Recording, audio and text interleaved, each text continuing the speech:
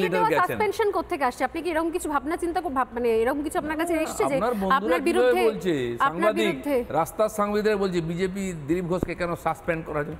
আরে তুই কোন হরিদাস পাল? বিজেপি কাকে সাসপেন্ড করবে কাকে রাখবে তুই ঠিক করবি নাকি? বিজেপি চালাবো তুই কে রে? ভিক্ষা করে খাস, বিজেপির দয়ায় বেঁচে আছিস। সে বিজেপি দিলীপ ঘোষকে সাসপেন্ড কেন পলিসি ঠিক করে দিচ্ছে, বিজেপি সংবিধান বানিয়ে দিচ্ছে। আপনি যার কথা বলছেন যেই হোক হরিদাস না, আপনি সন্ময়দার কথা বলছেন। সন্ময় না, তার এক বন্ধু আছে আরো, যে আমার পেছনে 21 সালে ঘুরে বেড়াতো, লাখ 2 লাখ টাকা দিন ভিক্ষা চাইতো।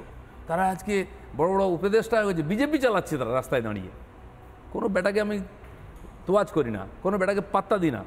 এই যারা বুদ্ধিজীবী দেহজীবী, যারা মানে কি বলবো আমি, লোকের অন্নদাস, তারা বিজেপিকে জ্ঞান দিই। বিজেপি এত খারাপ অবস্থা হয়ে গেছে আজকে 3 বছরের মধ্যে বিজেপি পাল্টে গেল ক্যারেক্টার। বিজেপিকে হিন্দুত্ব শেখানো হচ্ছে, বিজেপিকে ধর্ম রাজনীতি শেখানো হচ্ছে। এরাই একদিন আমার রামনবমীর মিছিলের বিরোধিতা করেছে, আজ সুযোগ বুঝে পাল্টি খেয়ে উৎকোচ নিয়ে বিজেপিকে জ্ঞান দিচ্ছে, আর বিজেপির পক্ষে একটা কথা বলছে না, কারণ এজেন্ডা ফিট করছে। করো, বহু লোক বহুভাবে কামায়, দেহ বিক্রি করে লোক পয়সা কামায়।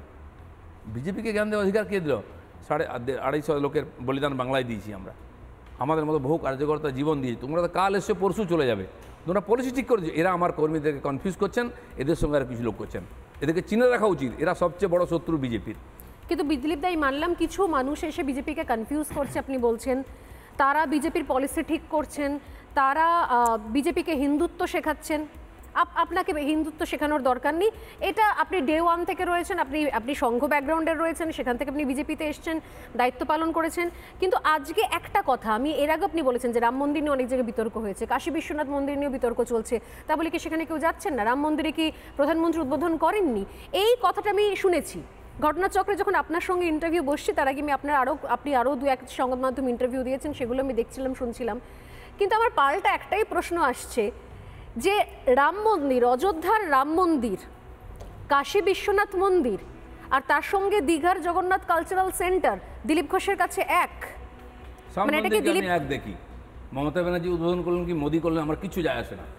সেখানে দিলীপ ঘোষ হিন্দু হিসাবে যাবে আর মন্দিরে ঠাকুরের কাছে মাথা নত করবে। কে পুণ্য পেলে, কে পয়সা করলো, আমার বইই গেছে না। কিন্তু দীঘার তো এই সেন্টার নিয়ে তো এখনো কোনো সেরকম রক্তক্ষয়ী সংগ্রাম হয়নি কখনো। সংগ্রামই করতে হয়, মন্দির করতে হলো নাকি? ব্রিটিশ আমলে, পাঠান আমলে, মুঘল আমলে তখন আমাদের প্রাচীন মন্দির ভাঙা হয়েছে, তারপরে সোমনাথ মন্দির হয়েছে, যে বর্তমান সোমনাথ মন্দির, তার সঙ্গে তো পুরনো সোমনাথ মন্দির কী সম্পর্ক? সে সংঘর্ষ হয়েই গেছে। আজ তাহলে আর কোনো নতুন মন্দির হবে না, তাহলে রক্ত খাওয়াতে হবে নাকি?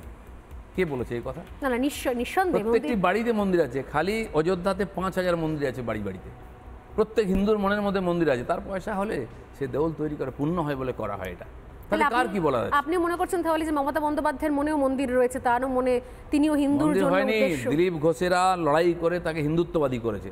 আমার নেতারা সংকুচিত মানসিকতা থেকে ভাবছে আমার কি হবে।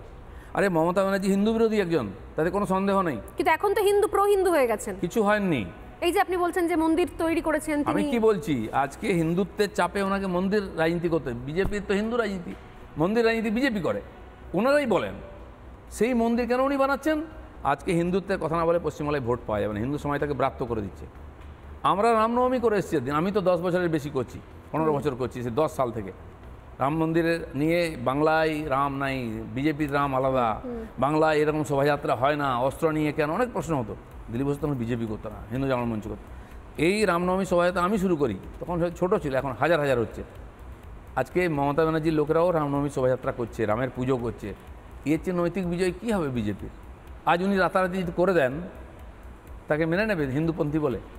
নানা ধরনের কন্টেন্ট দেখার জন্য লাইক করুন, শেয়ার করুন আমাদের ফেসবুক পেজ, সাবস্ক্রাইব করুন আমাদের ইউটিউব চ্যানেল। পাশাপাশি অন্যান্য ব্রেকিং নিউজের জন্য অবশ্যই চোখ রাখুন রিপাবলিক বাংলায়।